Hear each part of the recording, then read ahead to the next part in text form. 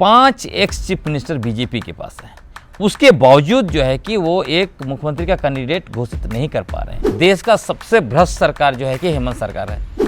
झारखंड में भाजपा के सरकार के रहते कोई माए का लाल नहीं है जो आदिवासियों का जमीन को छीन सकता है।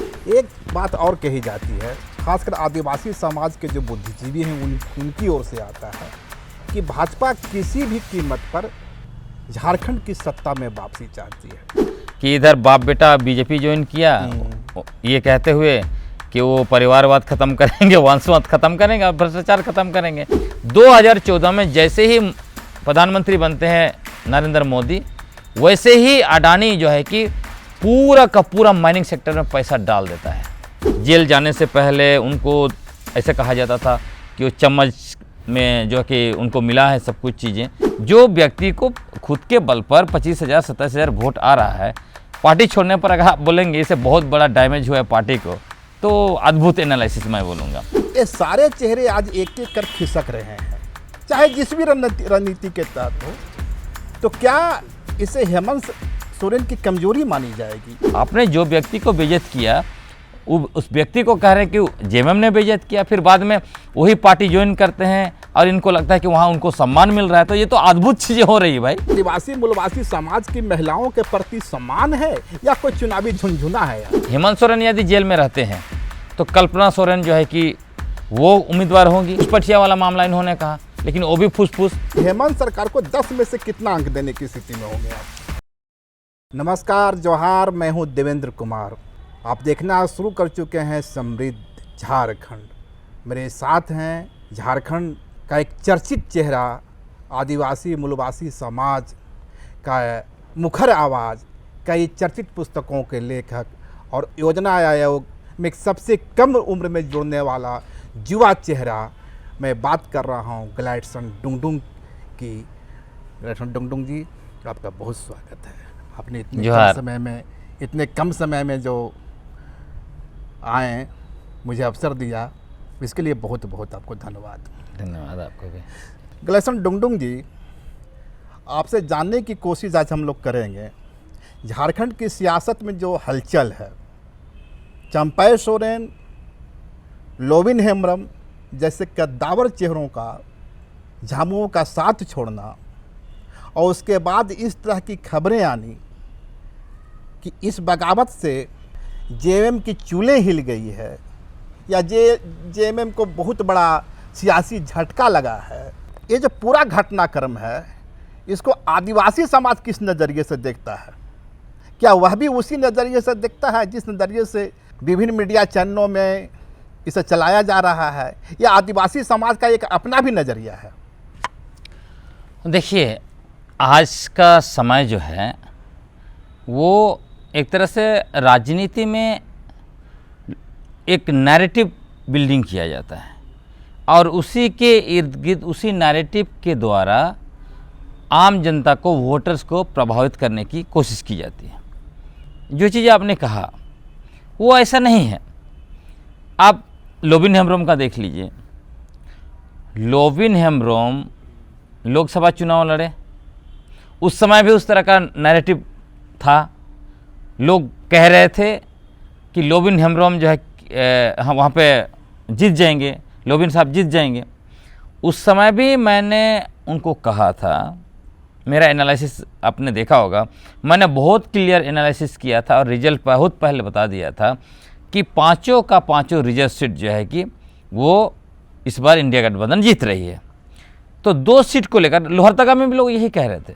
वो कह रहे थे कि चमरालिंडा बहुत बड़े नेता हैं, बहुत ज़्यादा डैमेज करेंगे इंडिया गठबंधन को। लेकिन मैंने तभी कहा था कि चमरालिंडा जो है कि कॉर्नर हो जाएंगे और लोविन साहब भी कॉर्नर हो जाएंगे। लोविन साहब ने क्या किया? कुछ डैमेज नहीं किया। उनको मुश्किल से जो 27,000 ऐसा कुछ वोट आया, इनको भी वही वोट आया।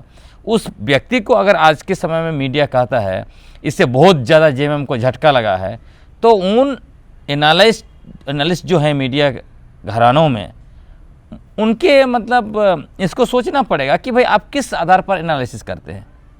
जो व्यक्ति को खुद के बल पर 25,000 27,000 वोट आ रहा है, पार्टी छोड़ने पर अगर आप बोलेंगे इसे बहुत बड़ा डैमेज हुआ है पार्टी को, तो अद्भुत एनालिसिस मैं बोलूँगा। दूसरा इनका, जैसे चंपई सोरेन का आपने कहा, चंपाई सोरेन को जिस तरह से उनको लग रहा था कि उनके साथ, हम कहते यदि वो 4 विधायक उनके साथ निकल के आ गए होते पार्टी से कोल्हान के, तब हम समझ सकते थे कि हाँ इससे बहुत बड़ा डैमेज होगा। अब खुद देखिए ना, जब ये मुख्यमंत्री थे और लोकसभा का रिजल्ट आया और अपना ही सीट में वो पीछे चल रहे थे, मतलब विधानसभा सीट में पीछे हुई, कभी उन्होंने लीड नहीं किया। और उसी को आधार बनाकर जब हेमंत बिश्व शर्मा आए तो उन्होंने क्या कहा, उन्होंने उनको बेइज्जत, भारी बेइज्जत किया था। उन्होंने यहाँ तक कहा था कि यदि मैं सीएम होता तो आज मैं जो इस्तीफा दे देता। लेकिन बाद में हेमंत बिश्व शर्मा ने उसी को फिर घूम फिर के कहा कि जेएमएम वालों ने उनको बेइज्जत किया। आपने जो व्यक्ति को बेइज्जत किया उस व्यक्ति को कह रहे हैं कि जेएमएम ने बेइज्जत किया, फिर बाद में वही पार्टी ज्वाइन करते हैं और इनको लगता है कि वहाँ उनको सम्मान मिल रहा है। तो ये तो अद्भुत चीज़ें हो रही है भाई।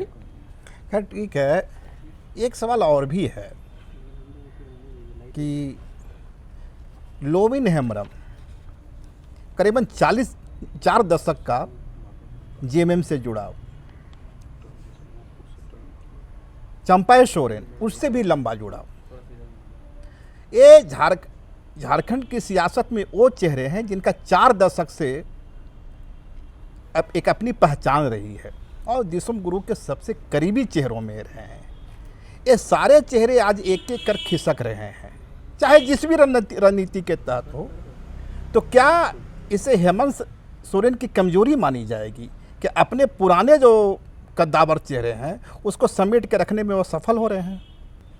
हाँ, मुझे ऐसा नहीं लगता। देखिए, राजनीति हमेशा एक महत्वाकांक्षा की चीज़ रही है और जैसे आपने कहा वो बहुत बड़े बड़े चेहरे हैं। तो जेएमएम के समय में, एक समय में गुरु जी के समय में आप जाएंगे तो सूरजमंडल जितना बड़े चेहरे थे उतने बड़े चेहरे ये नहीं हैं।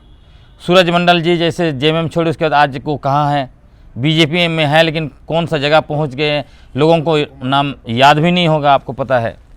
तो जेएमएम से जितने भी बड़े बड़े नेता चले गए थे, जैसे स्टेफन मरांडी चले गए थे, उसके बाद उनकी हालत क्या हो गई थी, फिर वो वापस आ गए। साइमन मरांडी का वही हालत था। तो जेएमएम जो जिस तरह से दिख रहा है, शायद जेएमएम नेता से चलता नहीं है। जेएमएम जो है, जेएमएम में देखिएगा, जेएमएम का अपना एक कैडर बेस्ड पार्टी है और खासकर संताल लोगों का जुड़ाव गुरुजी से बहुत ज़्यादा है। जैसे अब लोकसभा चुनाव में भी आपने देखा, बीजेपी को लगा था कि शायद सीता सोरेन को ले लेंगे तो बहुत बड़ा डैमेज होगा और जो है कि कम से कम दुमका सीट तो निकाल लेंगे, उसके अलावा शायद अगल बगल में असर पड़ेगा।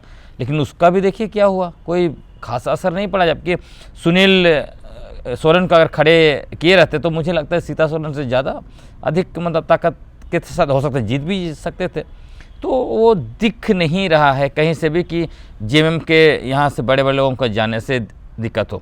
और जहाँ तक आपने कहा हेमंत सोरेन का, एक समय में हेमंत सोरेन निश्चित तौर पे जेल जाने से पहले उनको ऐसे कहा जाता था कि वो चम्मच में जो कि उनको मिला है सब कुछ चीज़ें, चांदी के चम्मच में मिला है, उनका लीडरशिप में कुछ क्वालिटी नहीं दिखता है। लेकिन जैसे ही ये जेल चले गए उसके बाद आप देखिए 2 बड़ा लीडरशिप पैदा हुआ जेएमएम में, एक तो कल्पना सोरेन और हेमंत सोरेन खुद। और यही मतलब इनके जाने का कारण था। इनको पता चल गया था कि 3 महीना के बाद हमारे पास दोबारा सीएम बनने का कोई रास्ता नहीं होगा। क्योंकि मान लीजिए उनके मन में यह आया होगा, हेमंत सोरेन यदि जेल में रहते हैं तो कल्पना सोरेन जो है कि वो उम्मीदवार होंगी मुख्यमंत्री का अगला चुनाव में, और हेमंत सोरेन वापस आ जाते हैं तो वो तो ऐसे ही मतलब इतना ज़्यादा उनका क्रेज बढ़ गया था। और लोकसभा चुनाव के समय में आपने देखा होगा हेमंत सोरेन मात्र 1 दिन के लिए बाहर आए और उसका बहुत ज़बरदस्त असर पड़ा क्योंकि उनका हुलिया बदल गया था।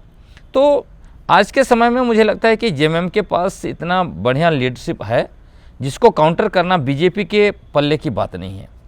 और बीजेपी को इसे लग रहा है कि उन लोगों को लेके आएंगे तो कुछ होगा। लेकिन अभी देखिए ना, 5 एक्स चीफ मिनिस्टर बीजेपी के पास है, उसके बावजूद जो है कि वो एक मुख्यमंत्री का कैंडिडेट घोषित नहीं कर पा रहे हैं। और आपको याद होगा जब शुरू में दोनों को बनाया गया था, आपका चौहान साहब को और हेमंत बिश्व शर्मा को चुनाव प्रभारी और उप प्रभारी, तब शुरू में उन्होंने क्या कहा था कि हम जो है कि बाबूलाल मरांडी के साथ ही जाएंगे, वही हमारे लीडर होंगे।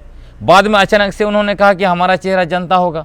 अभी आप जिस पार्टी के पास 5 एक्स मुख्यमंत्री है, उसके बाद भी अगर आपने मुख्यमंत्री का कैंडिडेट घोषणा नहीं कर सका, आप बता नहीं पा रहे हैं कौन होगा चेहरा, इसका मतलब आप ऑलरेडी हारे हुए हैं। एक बात और उभरती है, ऑपरेशन सीता सोरेन को भाजपा में लाना, गीता कोड़ा को भाजपा में लाना, बावजूद इसके लोकसभा चुनाव में जैसा आप कह रहे हैं वो परिणाम नहीं दिखा, और अब बदली हुई परिस्थितियों में मधु कोड़ा को साथ लाना, तो क्या भाजपा भी इस आकलन में विश्वास करती है कि उसकी ज़मीन कमज़ोर हो चुकी है और इसी के क्षतिपूर्ति के लिए 4,000 करोड़ के घोटाले के आरोपी मधु कोड़ा को भी साथ लाना पड़ रहा है? क्या यह भाजपा की व्यवस्था है? हाँ बिल्कुल, ये देखिए अभी का बात नहीं है, इसको आपको ये देखना पड़ेगा जिस तरह से 2014 और 19 ये जो 5 साल का बीजेपी का जो शासन था, इसमें जिस तरह से रघुवर दास ने डैमेज किया और एक बड़ा नैरेटिव बना खासकर आदिवासियों के दिमाग में, उस नैरेटिव को ये तोड़ नहीं पा रहे हैं। अब वो नैरेटिव क्या बन गया? नैरेटिव ये बना, चूँकि आपको याद होगा 15 दिसंबर 2014 को जब माननीय प्रधानमंत्री मोदी साहब पहली बार प्रधानमंत्री बनने के बाद चुनाव प्रचार में आए थे झारखंड, तो उन्होंने कहा था कि झारखंड में भाजपा के सरकार के रहते कोई माए का लाल नहीं है जो आदिवासियों का ज़मीन को छीन सकता है। आदिवासी विश्वास किए, सत्ता उनको दी। उसके बाद क्या किया? सबसे पहले उन्होंने आदिवासियों का ही सत्ता छीन लिया। झारखंड में अब तक क्या ट्रेडिशन बनता था कि आदिवासी मुख्यमंत्री हैं, मुख्यमंत्री आदिवासी ही होगा, और वो ट्रेडिशन बनने के पीछे भी बहुत बड़ा इतिहास है। मतलब आप जाएंगे, झारखंड मूवमेंट आदिवासियों ने शुरू किया 40, 50 और 60 के दशक में, जब ये मारांगोम जयपाल सिंह मुंडा के नेतृत्व में जब आंदोलन हुआ, उस समय में मूलवासी नहीं जुड़े थे, शुद्ध रूप से आदिवासी आंदोलन कर रहे थे, इसीलिए आदिवासी स्टेट के रूप में झारखंड का एक पहचान बना। और उस समय में यदि कांग्रेस ने झारखंड बना दिया होता तो शिबू सोरेन भी शायद पैदा नहीं होते और बाकी जितने भी महतो बड़े बड़े लीडर पैदा हुए वो भी शायद नहीं होते, लेकिन उस समय में नहीं हुआ। और यही कारण है कि आदिवासी स्टेट के रूप में बना और उसका ट्रेडिशन भी बन गया कि आदिवासी मुख्यमंत्री होंगे। लेकिन 2014 में उन्होंने उसको शिफ्ट कर दिया, आदिवासी दंग रह गए। उसके बाद अब देखिएगा कि उन्होंने लाइन बैंक बनाया तुरंत, और जितना भी आदिवासियों का धार्मिक ज़मीन, सामाजिक ज़मीन, सरना मसना का वन भूमि सबको 21 लाख एकड़ को वहाँ डाल दिया। फिर हम लोग CNT और SPT कानून को क्या बोलते हैं? हम कहते हैं कि ये कागज़ के टुकड़े नहीं हैं, ये हमारे पूर्वजों के लिखे गए, मतलब खून से लिखे गए दस्तावेज हैं, क्योंकि उसके लिए हजारों आदिवासी शहीद हुए हैं, उन्होंने अपना बलिदान दिया, खून बहाया। अब उसको देखिए, ऑर्डिनेंस से संशोधन किया, जब ऑर्डिनेंस गिरा तो 3 मिनट में हाउस में संशोधन किया बिना बहस कराए, तो ये पूरा नेगेटिव चला गया। ग्लोबल इन्वेस्टर समिट किया, दुनिया का 11,200 पूंजीपतियों को लेके आए, 210 MOU किया 3.10 लाख करोड़ रुपया का।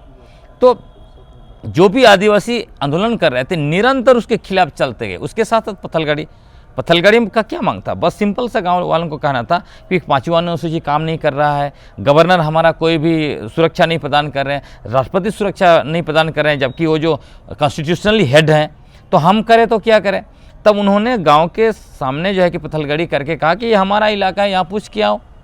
तो उसकी वजह से 11,109 लोगों पर देशद्रोह का मुकदमा किया गया, 15 लोगों को जेल में डाला गया।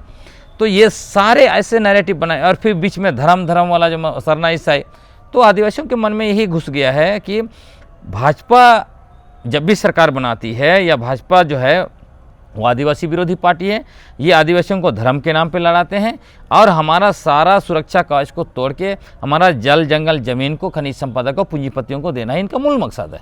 क्योंकि अब 14 में आप देखिए क्या हुआ था, गोड्डा में अडानी को लेके आए।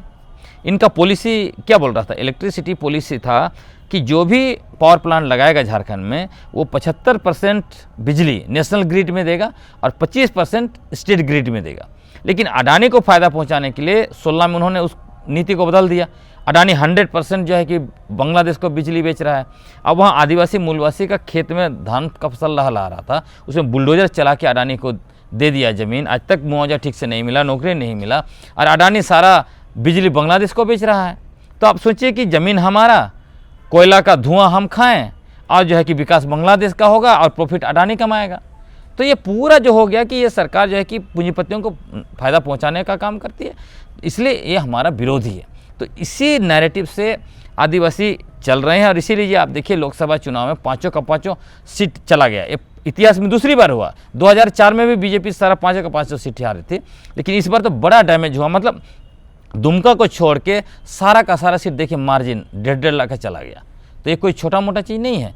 तो इसी से बीजेपी को लग गया कि उसी टाइम में मतलब 14 के बाद 19 में हारने के बाद इनको मन में ये घुस गया बीजेपी लीडर्स के बीच में कि हम अपने बलबूते सरकार नहीं बना सकते हैं। अगर हमको झारखंड में सरकार बनाना है तो जेएमएम का साथ चाहिए। तब इन्होंने क्या किया, एक शर्त रखा हेमंत सोरेन के साथ में कि आप सरकार छोड़िए, यूपीए सरकार गिराइए, मतलब जो भी इंडिया की सरकार यूपीए सरकार उस समय में था, हमारे 27 सीएम आप ही होंगे।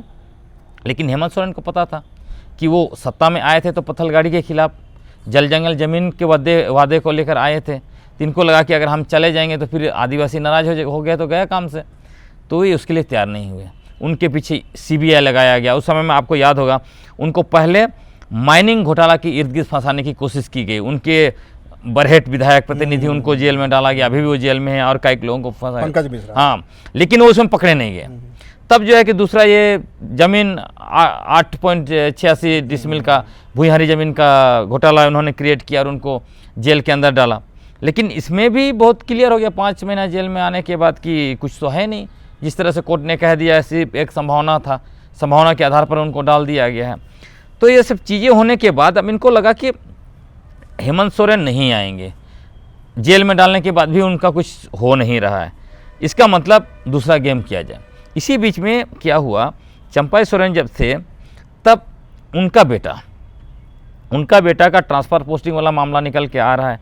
ट्रांसफ़र पोस्टिंग और माइनिंग घोटाला कहा जा रहा है कि दोनों में उनका बहुत ज़बरदस्त गांधी छाप नोट इकट्ठा किया। उनका कुछ बिजनेस भी चल रहा है, कुछ चल रहा है। और इसमें जो थे गोस्वामी साहब, जिसके बारे में आपने रिपोर्ट भी छापा, गोस्वामी साहब मेन थे जो दोनों तरफ से इंफॉर्मेशन शेयर कर रहे थे। और इसी में जो ईडी सीडी सब का मामला आया, इससे लगा कि चंपाई सोरेन अब अंदर चले जाएंगे, उनके बेटे अंदर चले जाएंगे, तो बुढ़ापा में कोई भी जेल जाना नहीं चाहेगा। उनको पता है कि हेमंत सोरेन को जब एक फर्जी केस में 5 महीना जेल में डाल सकते हैं, तो ये अगर मिल गया तब तो ये निकलेंगे नहीं। तो इससे बेहतर है कि सरकार उनके साथ समझौता करो। और उनका दिख भी रहा था।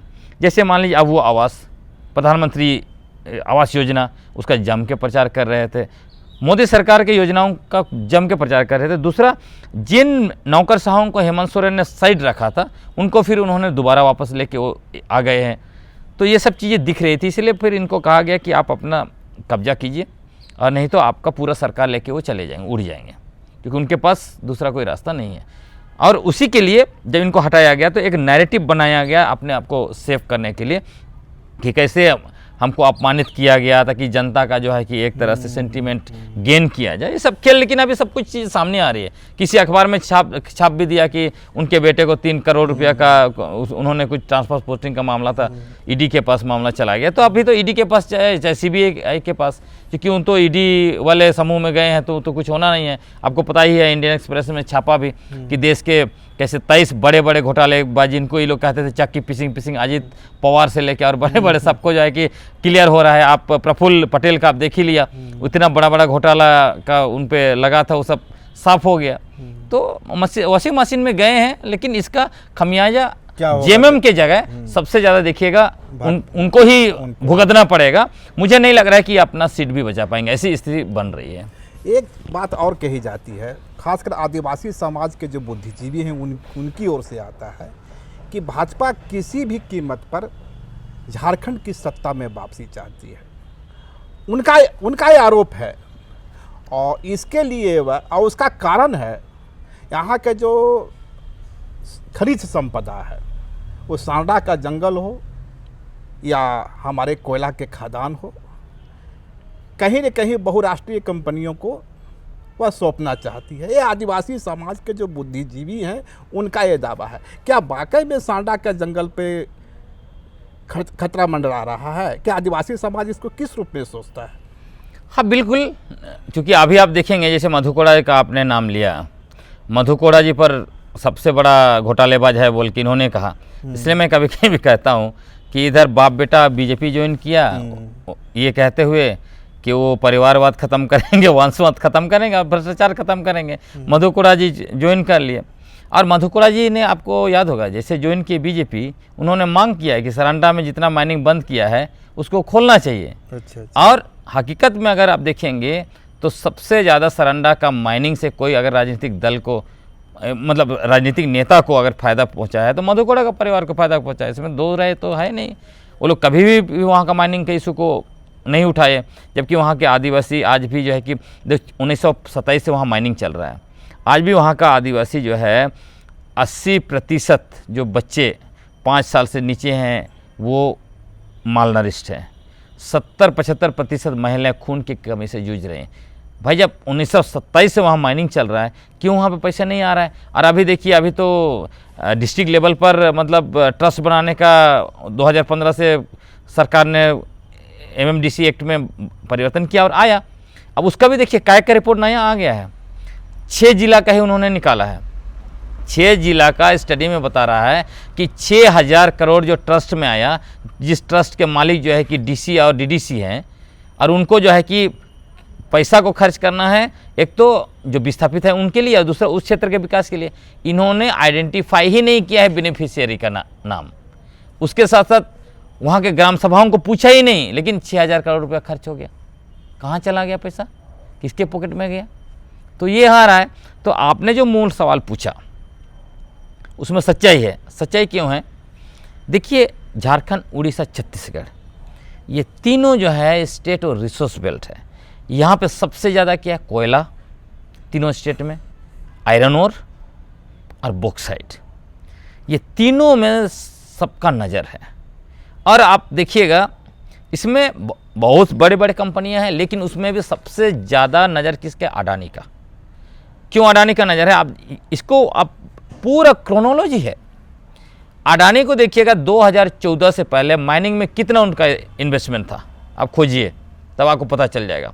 2014 में जैसे ही प्रधानमंत्री बनते हैं नरेंद्र मोदी, वैसे ही अडानी जो है कि पूरा का पूरा माइनिंग सेक्टर में पैसा डाल देता है। सीमेंट में, आयरन ओर में, हाँ अभी बॉक्साइट में भी डाल रहे हैं, कोयला में, है ना। कोयला में भले पहले से हैं, लेकिन ये सब सेक्टर में बिल्कुल नहीं थे। सीमेंट बिल्कुल नहीं, अभी नया नया। आप देखिए दिख कैसे रहा। छत्तीसगढ़ में जैसे इनकी सरकार बनी पिछले बार, जैसे ही सरकार बनी उसका 1 सप्ताह के बाद वहाँ पर 2 लाख पेड़ों को काटने का आदेश हो गया। आपका ये हसदेव जंगल में, अभी भी हसदेव का बचा खुचा जितना भी वहाँ, मतलब एक सेक्टर तो ख़त्म कर दिया, लेकिन बाकी जो बचा हुआ है वो सारा का सारा कोयला को अडानी को दे दे रहे हैं। अभी फिलहाल सप्ताह भर पहले फिर से पेड़ कटाई चालू हो गई वहाँ पे। अब उड़ीसा भी जीते बीजेपी, उड़ीसा में उन्होंने सरकार बनाई पहली बार। अभी देखिए जैसे ही उड़ीसा में उनकी सरकार बनी, अभी आपका बॉक्साइट सेक्टर में, एल्युमिनियम में अडानी इन्वेस्ट शुरू कर दिया। क्यों? क्योंकि नियमगिरी पहाड़ को जिस तरह से आदिवासियों ने आज तक बचा के रखा है, वहाँ सबसे ज़्यादा बॉक्साइट है। अब देखिएगा आज न कल अडानी मतलब नियमगिरी पहाड़ लेने वाला है।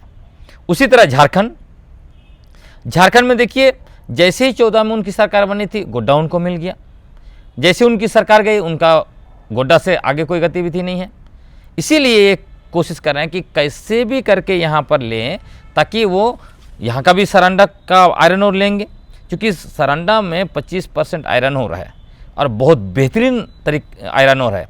छत्तीसगढ़ का बालाडीला, वहाँ भी अडानी कब्जा कर लिया, मतलब वहाँ का आयरन ओर। तो ये बहुत क्लियर दिख रहा है, ऐसे दिख रहा है वो बाज की तरह घूम रहे हैं ऊपर में, देख रहे हैं कि कैसे भी करके हमको उसको लेना है। तो इसमें दो राय नहीं है, और वो दिखता भी है। जिस तरह से एक स्टेट को लेके पूरा, आप देश में और जगह भी चुनाव है ना, लेकिन भाजपा का सेंट्रल लीडरशिप, केंद्र सरकार, दूसरे स्टेट का लीडरशिप, दूसरे राज्यों के मुख्यमंत्री, कौन से स्टेट में सबसे ज़्यादा आ रहे हैं? वो झारखंड है। छत्तीसगढ़ के मुख्यमंत्री यहाँ पहुँच जाते हैं, राजस्थान के पहुँच जाते हैं, मध्य प्रदेश के पहुँच जाते हैं, आपका सेंट्रल का पूरा लीडरशिप यहीं पे है। ये क्या बताता है? कैसे भी करके, इसीलिए इनको लग रहा है कि जेएमएम का अगर आधा हम तोड़ पाएंगे तो सरकार बनाना आसान हो जाएगा। अगर उनको तोड़ नहीं पाएंगे, इनका अपना उम्मीद नहीं है। और सबसे बड़ी बात है कि इनका, जैसे मैंने आपको कहा कि X5 मुख्यमंत्री, उसके अलावा आपने गीता कोड़ा का बात कहा, आपने सीता सोरेन का बात कहा, क्या कोई मास लीडर है इनके पास? कोई मास आदिवासी लीडर एक भी नहीं है।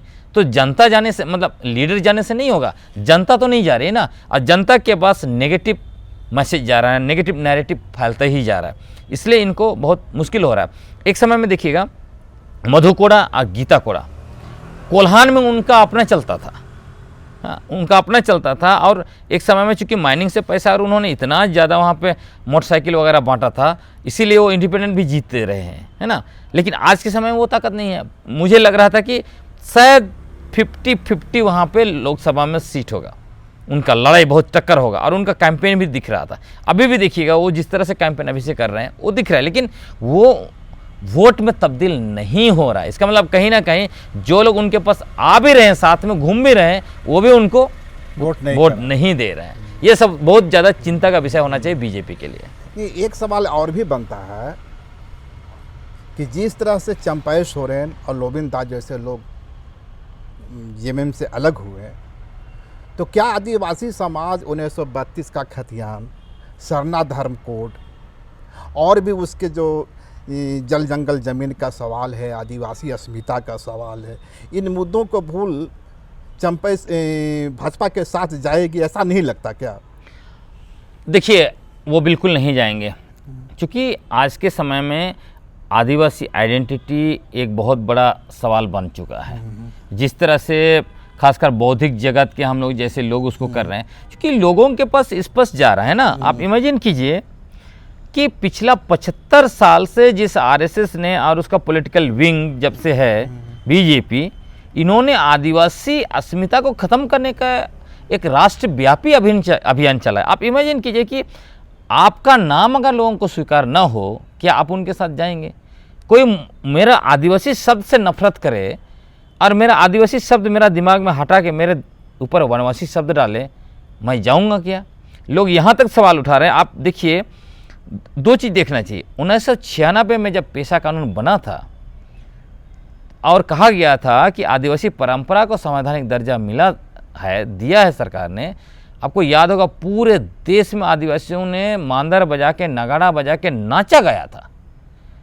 पहली बार देश के इतिहास में 75 साल में एक जो है कि आदिवासी को राष्ट्रपति बनाया गया। क्या आपने आदिवासी समाज में कहीं नाचते गाते देखा? क्यों ऐसा है? क्योंकि उनको पता है कि जिस आप एक को राष्ट्रपति बना रहे हैं, जो हमको देश के 12 करोड़ आदिवासियों को आदिवासी दिवस पर बधाई तक नहीं दे सकती है, एक संदेश तक नहीं दे सकती है, जबकि वो हमारा न सिर्फ आदिवासी है, वो संवैधानिक प्रमुख है देश के 12 करोड़ आदिवासियों का। इसका मतलब हम समझें कि आदिवासी समाज के जो मूलभूत मुद्दे हैं, जो जल जंगल ज़मीन की लड़ाई है, 1932 के खतियान की बात है, स्थानीय नियोजन नीति की बात है, आदिवासी अस्मिता के सवाल है, ये सारे मुद्दे अपनी जगह बने रहेंगे और इनका कोई खास माने आदिवासी समाज इस मुद्दों से भटकने वाला नहीं है। नहीं, आदिवासी का पिछला 250 साल का इतिहास अब देख लीजिए, पूरा 250 साल का इतिहास का क्या है आंदोलन का। आप जब मतलब ब्रिटिश आते हैं और मतलब 64 में जो बक्सर की लड़ाई जीत के 65 में ले लेते हैं मतलब दीवानी अधिकार, उसके बाद जब आदिवासी इलाके में घुसते हैं तब आदिवासी क्या कहते हैं? ये ज़मीन तो हमारा भगवान ने दिया, सरकार बीच से कहाँ से आई, हमारा पूर्वज ने ज़मीन बनाया। वहाँ से जो आदिवासी अपना आदिवासी पहचान का स्वायत्ता संताल हुआ 1855, उन्होंने कहा ये इलाका हमारा है, तुम्हारा शासन हम स्वीकार नहीं करेंगे। तो आदिवासी का पहचान, आदिवासी का स्वायत्ता, आदिवासी का जल जंगल ज़मीन जो है ना, ये मूल मुद्दे कभी नहीं ख़त्म होंगे, चाहे कोई पार्टी किसी में जाए, डैमेज उनको होगा। क्योंकि आप अगर पूरा अस्मिता का लड़ाई लड़े, जल जंगल जमीन का लड़ाई लड़े, और अब उस पॉलिटिकल पार्टी में जाते हैं जो कॉरपोरेट हित साधने के लिए सब कुछ करता है, तो जनता आज मूर्ख नहीं है ना, बुड़बक नहीं है ना। एक सवाल और भी खड़ा होता है, हेमंत सरकार जो सत्ता में आई थी, वो 1932 का खतियान भी उसके घोषणा पत्र का एक हिस्सा था। स्थानीय जो नौकरियां हैं निजी कंपनियों में 75% आरक्षण का वादा था, सरना धर्म कोड का वादा था। 5 वर्षों की सफ़र के बाद हेमंत सरकार अपने वादों को पूरा करने की दिशा में कितना कामयाब नजर आती है? देखिए, कुछ चीज़ों में ज़रूर कामयाब हुई है, जैसे सरना कोड का मसला है, कुछ नौकरी देने की कोशिश की है उन्होंने। लेकिन आज आप देखिए 5 साल पूरा होने के बाद हेमंत सरकार ने क्या कहा था, क्या वादा किया था और क्या नहीं पूरा किया, उसके आधार पर उनका आज एनालिसिस नहीं हो पाएगा। क्यों नहीं हो पाएगा? और आम जनता भी उस तरह से नहीं कर रही, आदिवासी उस तरह से चीज़ों को नहीं देख रहे हैं। उसका कारण क्या है? कारण ये है, कोरोना तो आया सा आया, उसको छोड़ दीजिए, लेकिन जब से हेमंत सरकार बनी है तब से उसको गिराने का जो खेल बीजेपी ने शुरू किया, जिस तरह आपको याद होगा उन्होंने महाराष्ट्र में सरकार किया, गिराया, दिल्ली में बहुत कोशिश किया मनीष सिसोदिया को लेने के लिए, वो नहीं गए तो जेल में ठूस दिया, बिहार में सरकार उन्होंने ले लिया। तो निरंतर जिस तरह से सरकार गिराने की कोशिश की, अंततः उनको मुख्यमंत्री पद से इस्तीफा देना पड़ा, जेल जाना पड़ा, फिर जेल में रहते हुए उनकी सरकार छीनने की कोशिश की गई, फिर निकल के आए, फिर उनका पार्टी को तोड़ा गया। तो जनता देख रही है। सवाल यहाँ यह है कि आपने वादा किया, अगर आपको हम काम करने ही ना दें और 5 साल के बाद आपसे हम हिसाब मांगे, क्या ये जायज़ होगा? जायज़ नहीं ना होगा। अगर मैंने आपको काम करने का अवसर दिया है तभी ना मैं सवाल पूछूंगा आपसे कि आपने वादा किया था, आपने वादा क्यों नहीं पूरा किया? 5 वर्षों के हेमंत सरकार के सफर में यदि एक आदिवासी समाज का बुद्धिजीवी, एक्टिविस्ट, जिसका आदिवासी मूलवासी समाज के हर चहलकदमी पर एक नज़र रखता है, जो उसकी बारीकियों को समझता है और सियासत की मजबूरियों को भी समझता है, आदिवासी समाज के मुद्दों को भी समझता है और सियासत की बारीकियों को भी समझता है। इसको देखते हुए हेमंत सरकार को 10 में से कितना अंक देने की स्थिति में होंगे आप? जब आपने उसको परीक्षा देने ही नहीं दिया तो अंक कहाँ से आप देंगे? सवाल तो यह है ना। मैं तो यही बोलूँगा भाई, अगर आपने पूरा 5 साल काम करने दिया होता, ईडी, सीबीआई, फर्जी केस, ये वो, उनका सरकार गिराना, पार्टी गिराना, आप बताइए, जब आपका घर मैं तोड़ रहा हूँ, 5 साल आप घर ही बचाने में लगे रहिएगा और फिर मैं कहूँगा कि आपने खेत में अनाज क्यों नहीं उगाया? ये तो अन्याय है ना भाई। अच्छा, एक बात और है, ये विधानसभा की डुगडुगी लगभग बच चुकी है, अघोषित रूप से, ठीक है, चुनाव आयोग की ओर से अधिसूचना जारी नहीं हुई है, पर जिस तरह के सियासी चहल कदमी हो रही है उससे तो लग रहा है कि अब हम लोग चुनावी समर में पहुंच चुके हैं। ठीक इसके पहले हेमंत सरकार की ओर से मैया योजना की शुरुआत की जाती है और दावा किया जाता है जेएमएम की ओर से कि यह एक मास्टर स्ट्रोक है। जेएमएम की ओर से न हो तो उनके समर्थकों की ओर से हो। तो ये चुनावी बेला में जबकि अग्नि परीक्षा सामने खड़ी है, ये वास्तव में आदिवासी मूलवासी समाज की महिलाओं के प्रति सम्मान है या कोई चुनावी झुनझुना है? देखिए, हमको लगता है कि ये चुनावी झुनझुना मतलब निरंतर, मतलब लोकसभा चुनाव से पहले भी आपने देखा, अभी भी देखा, ये तो चुनावी झुनझुनिया है, इसमें तो दो राय नहीं है। इसमें मैं नहीं बोलूँगा कि ये बहुत बड़ा मास्टर स्ट्रोक, ऐसा कुछ नहीं। मुझे लगता है कि चूँकि जिस तरह से अटैक उन पर निरंतर हो रहा है, तो हमको लगता है कि उसी अटैक को एक डिफरेंट वे में, मतलब डाइवर्ट करके एक तरह से कुछ दूसरे तरीके से मैसेज देने की कोशिश है। और मैं आपको ये भी कहना चाहता हूँ, यदि हेमंत सोरेन को 5 साल खुले तौर पर काम करने दिया जाता तो मैं ही एक व्यक्ति होता जो यहाँ आपके चैनल में पूरा बेहतरीन तरीके, पूरा क्रिटिकली एनालिसिस करता कि उसने काम ये कहा था, ये नहीं किया, ये कहा था, ये नहीं किया, ये करना था। लेकिन चूँकि काम ही नहीं करने दिया गया, इसलिए मैं उनको, जिस तरह से जनता भी दे रही है कि ठीक है भाई, आपने काम नहीं करने दिया, उनको एक बार काम करने का फुल अवसर दीजिए, उसके बाद हम उसको भी एनालिसिस करेंगे। लेकिन चुनाव, देखिए, ये दुर्भाग्य हम कहेंगे कि भारत के इतिहास में सारे पॉलिटिकल पार्टियां, चाहे लोकसभा में हो चाहे विधानसभा के चुनाव हो, जब भी चुनाव आते हैं इस तरह से कुछ झुनझुना थमाने की कोशिश करते हैं। ये नहीं होनी चाहिए। आप समझ लीजिए, आप अगर लोगों को सशक्त बनाएंगे तो आपको 1000 रुपये देने की क्या जरूरत पड़ेगी? आप अगर सारे रोड, आप इंफ्रास्ट्रक्चर देखिए ना, मैं तो कहता हूँ कि अगर स्टेट को डेवलप करना है तो आपका फोकस इंफ्रास्ट्रक्चर में होना चाहिए। सारा इंफ्रास्ट्रक्चर, मतलब कोई भी इलाका जाए राज्य का आदमी तो उसको खुश होना चाहिए, कम से कम सरकार ने एक बेहतरीन रोड दिया है पूरे मतलब राज्य के निवासियों को, एक होना चाहिए। दूसरा, यहाँ का प्राइमरी एजुकेशन की इतना आप बेहतरीन कर दीजिए ताकि व्यक्ति कम से कम उस लायक हो जाए, अगर उसको सरकारी नौकरी भी नहीं लगती है तो कहीं तो कुछ करके वो अपना रोजगार बना सकता है।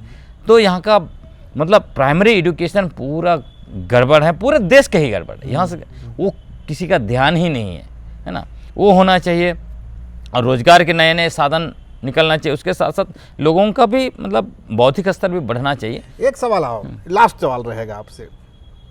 लोविंदा ने भाजपा जेएमएम छोड़ने के बाद एक बात कही और बहुत महत्वपूर्ण बात है। उनका कहना है कि जेएमएम में बाहरी चेहरों का वर्चस्व हो गया है, गैर जो झारखंडी चेहरे हैं वो कहीं दरकिनार कर दिए गए हैं और गैर झारखंडी चेहरे हैं वो जेएमएम में अब डिसीजन मेकिंग भूमिका में आ गए हैं। उनका इशारा कई बार सुप्रियो भट्टाचार्य, विनोद पांडे, मिथिलेश ठाकुर, प्रमोद मिश्रा, ये सारे चेहरों की ओर रहता है। तो क्या वाकई आदिवासी समाज भी यह सोचता है कि जेएमएम में गैर झारखंडी चेहरों को प्रमुखता दिया जा रहा है? हाँ, ये पब्लिक फोरम में है, खासकर युवाओं के बीच मैं सुन रहा हूँ। कई लोग सवाल उठाते हैं कि क्यों मतलब जेएमएम, ना सिर्फ जेएमएम लेकिन अक्सर मैंने सुना है कहीं भी पब्लिक फोरम में मैं जाता हूँ, लोग बोलता है कि क्यों ऐसा है कि आदिवासी नेताओं के इर्द गिर्द बाहरी चेहरे ही अधिकतर दिखाई देते हैं, चाहे कि उनके पीए के रूप में या किसी और रूप में। ये तो सवाल है, जेएमएम से भी सही सवाल है, उन्होंने भी सही सवाल पूछा है, मैं बोलूँगा। लेकिन जो पार्टी में गए हैं वो कौन सा जो है कि सब भीतरी चेहरे भरे पड़े हैं, ये भी तो बड़ा सवाल है ना। नहीं, चंपाई सोरेन के जो पीए हैं वो भी गैर झारखंडी चेहरे ही हैं। वही है ना, देखिए वही है कि दूसरों पर सवाल उंगली उठाना बहुत बड़ा। अर्जुन मुंडा के भी जो पीए हैं वो भी गैर झारखंडी चेहरे हैं। देखिए इसमें इसका मैं सोचता हूँ कि इसका इकोनॉमिक एक्सपेक्ट है, हाँ। है ना, सबसे बड़ा जो इसको क्लियर समझना चाहिए। देखिए खासकर जो चुनाव में जो पैसा लाना होता है ना, तो अगर पार्टी के रूप में देखिए या फिर एक कैंडिडेट के रूप में देखिए, आप बताइए कि कोई व्यक्ति है, कौन जो फाइनेंसर है जो आदिवासी को पैसा देगा? तो उसके लिए आपको डेफिनेटली कोई ऐसे व्यक्ति चाहिए जो माइनस प्लस करने मतलब आता है। कि जो गैर झारखंडी चेहरे होते हैं और खासकर बिहारी जो चेहरे होते हैं, मैं भी एक बिहारी हूँ, बिहारी चेहरे होते हैं वो चुनावी प्रबंधन से लेकर के वित्तीय प्रबंधन में मजबूत होते हैं। बिल्कुल बिल्कुल। और सियासी दावपेच को बेहतर समझते हैं। इसीलिए जो झारखंड के आदिवासी मूलवासी अस्मिता की बात करने वाले नेता हैं वे भी अपने पीए के रूप में बिहारी और गैर झारखंडी चेहरे को ही रखते हैं। देखिए राजनीति ऐसा है ना, राजनीति में क्या होता है, झूठ को सच जितना करेगा, सच को झूठ। अब आदिवासी उतना सच को झूठ नहीं करेगा और झूठ को सच नहीं करेगा, सीधा साधा सरल स्वभाव और वो व्यापार भी वही है। तो ये राजनीति और ये सीधा साधा नहीं चलता है, व्यापार सीधा साधा नहीं चलता है। आपको बहुत तोड़ मोड़ 100 को लाख और लाख को जो है कि 100 करना है। एक अंतिम सवाल, एक आदिवासी समाज के बुद्धिजीवी, पत्रकार और आप तो जंगल पहाड़ से लेकर के उसकी पगडंडियों तक लगातार नापते रहते हैं। हम लोग तो भाई राजधानी रांची के सीमित दायरों में रह करके चीज़ों को समझने की कोशिश करते हैं। क्या आपको लगता है कि हेमंत सरकार की वापसी होने जा रही है? इस पर विश्वास है? हमको लग रहा है कि वापसी होगी, शायद पिछले बार जैसा ना भी हो, लेकिन अभी जिस तरह से चल रहा है उस हिसाब से वापसी होनी चाहिए। लेकिन हो सकता है कि इसके बाद क्या होता है, क्योंकि अभी देखिए 5 एक्स मुख्यमंत्री को लेने के बाद भी, और समझ लीजिए मधु कोड़ा को जिस तरह से इन्होंने लिया, इनको बहुत डैमेज करेगा। आप इमेजिन कीजिए जब मोदी आएंगे यहाँ पर, अमित शाह आएंगे कैंपेन करने के लिए, किस तरह से, किस हक से वो भ्रष्टाचार पर हमला कर पाएंगे, कैसे बोल पाएंगे हेमंत सरकार। बहुत जिस तरह से हेमंत बिस्वास और ये लोग बोल रहे थे शुरू हेमंत सरकार के कथित भ्रष्टाचार की जब भी चर्चा होगी तो मधु कोड़ा का तस्वीर सामने आएगा। क्योंकि आपको याद होगा जब शुरू में ये लोग आए, है ना, दोनों प्रभारी और उप प्रभारी, तो उन्होंने क्या कहा, उन्होंने एक भ्रष्टाचार के इर्द गिर्द ही नैरेटिव बनाने की कोशिश की। उन्होंने कहा कि देश का सबसे भ्रष्ट सरकार जो है कि हेमंत सरकार है। तो अब मधु कोड़ा साथ में होगा, आप किस तरह से आप बोलेंगे भ्रष्टाचार पर?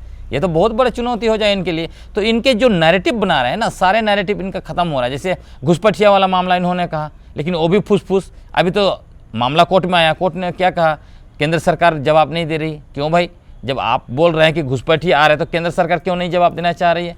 तो उसमें फंस गए, तब घुसपैठिया पर कम बोल रहे हैं। तो जो नैरेटिव बना रहे हैं वो फुस हो रहा है। इसलिए मुझे लग रहा है कि ये वापस आएंगे। डुंगडुंग भाई बहुत बहुत धन्यवाद आपका, आपने बेहद कम समय में एक फ़ोन कॉल पर मुझे समय दिया, इसके लिए बहुत शुक्रिया आपका। शुक्रिया।